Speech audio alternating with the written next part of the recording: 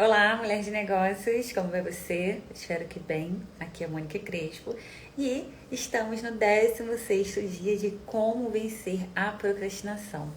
Isso aí, vamos lá, botar a procrastinação para correr e seguir na direção dos nossos objetivos, não é mesmo? Então, antes da gente começar, eu quero te pedir que se você ainda não fez a sua ativação do dia, para você dar uma pausa aqui, pausa tudo, faz a sua ativação e depois você volta, tá?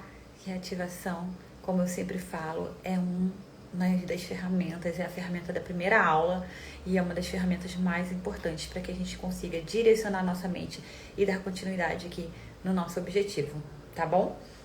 Então, vambora! Também, se você ainda não pegou seu caderno, seu lápis, sua caneta, seu papel, pega lá para que a gente possa colocar aqui em prática as atividades. Bom, o tema de hoje é: e quando a procrastinação é uma coisa boa? Pois é, será que eu ouvi corretamente, Monique? Você disse que a procrastinação pode ser uma coisa boa? A procrastinação pode ser algo positivo? Sim, e em 2 casos. Primeiro, quando sinaliza que as escolhas profissionais ou pessoais estão em conflito com a personalidade ou propósito de vida do indivíduo. Nesse caso, a procrastinação tem um forte componente protetor da integridade física ou psíquica do ser e, portanto, isso precisa ser levado em consideração. Então, quando nós não estamos alinhadas com o nosso propósito, a gente começa a procrastinar, começa alguma coisa a nos travar e a gente começa a não entender o porquê. Então, se você está travando no seu negócio, você não está com vontade de fazer, começa a meditar sobre isso, começa a pensar sobre isso, começa a direcionar seus pensamentos, a orar sobre isso, tá bom? Então, trata-se de um assunto muito sério a ser discutido com profundidade, só que em outra oportunidade. Segundo, quando utilizada para enganar o nosso cérebro. Nessa hipótese, traçaremos as condições para que isso aconteça.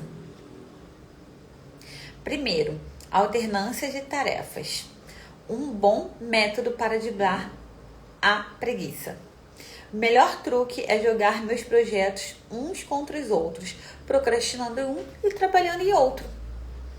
O Dr. Steele afirma que essa dinâmica é baseada em princípios sólidos de psicologia comportamental. Estamos dispostos a prosseguir em qualquer tarefa vil, desde que nos permita evitar algo pior. Então, por exemplo, você tem que fazer um planejamento de marketing digital e tá difícil. Cansou? Começa a fazer outra coisa que você precisa fazer, que você esteja animada. Quando você cansar, aí você volta para essa. Entendeu? Eu faço isso às vezes com livro. Eu nunca pensei que eu fosse conseguir ler mais de um livro. Só que às vezes a gente cansa daquele livro, daquele conteúdo. Eu, por exemplo, né, porque eu tenho um vício com leitura. E aí eu comecei a ler outros livros enquanto aquele ali eu tava descansando. E super funciona pra mim. No topo da sua lista de tarefas, coloque algumas tarefas assustadoras, quase impossíveis, que são vagamente importantes e parecem ter prazos. Então, mais adiante, inclua algumas tarefas factíveis que realmente importam. Colocar como tarefa, por exemplo, a elaboração de uma frase incrível para participar daquele concurso cultural que tem como prêmio uma viagem para Paris, em meio a tantas outras tarefas importantes e com prazos definidos, pode ser uma boa estratégia. Fazer tais tarefas se torna uma maneira de não fazer as coisas mais difíceis da lista. Isso significa enganar o meu próprio cérebro de procrastinador? Isso mesmo, você vai enganar o seu cérebro, pois continuará procrastinando algumas tarefas elencadas, quais sejam aquelas que vagamente importantes, mais assustadoras e pouco prováveis de serem realizadas. Nessa hora, é importante usar a imaginação. Então, vamos agora para a segunda. Rascunho que impulsiona. Já sabemos o quanto a procrastinação crônica é pavorosa. A tarefa parece esmagadora. Essa é a primeira questão que precisa ser destacada, os sentimentos ruins. Como já abordado anteriormente, ao quebrar o problema em pedaços menores, você prova para si mesma que a tarefa não é insuperável. Uma pequena explosão de atividade focada durante a qual você se força a trabalhar no item procrastinado por um período de tempo muito, muito curto, talvez apenas 1 minuto, fará toda a diferença no seu nível de produtividade, certo? Você provavelmente deve estar pensando, bem, até aqui nenhuma novidade.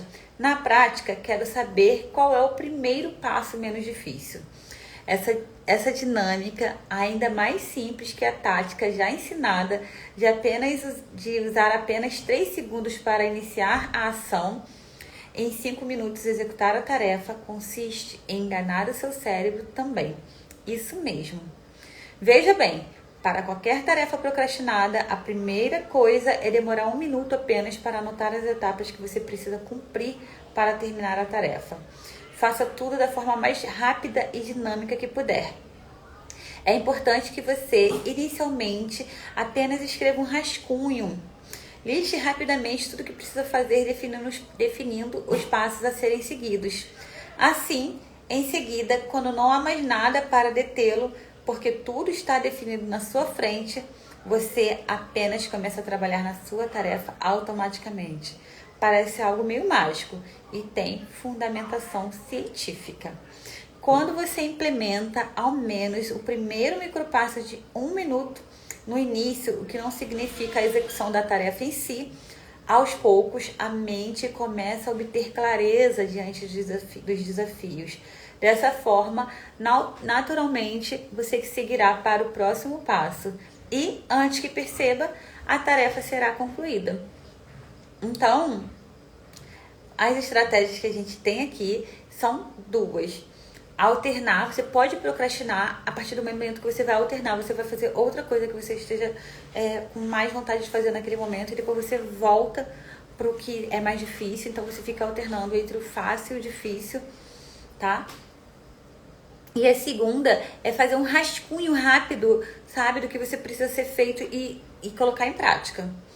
Então, tem essas 2 alternativas. E para não ficar longo, a gente encerra por aqui, para que você possa pensar sobre elas, e a gente continua amanhã na próxima etapa. Então, um beijo e te encontro na próxima aula.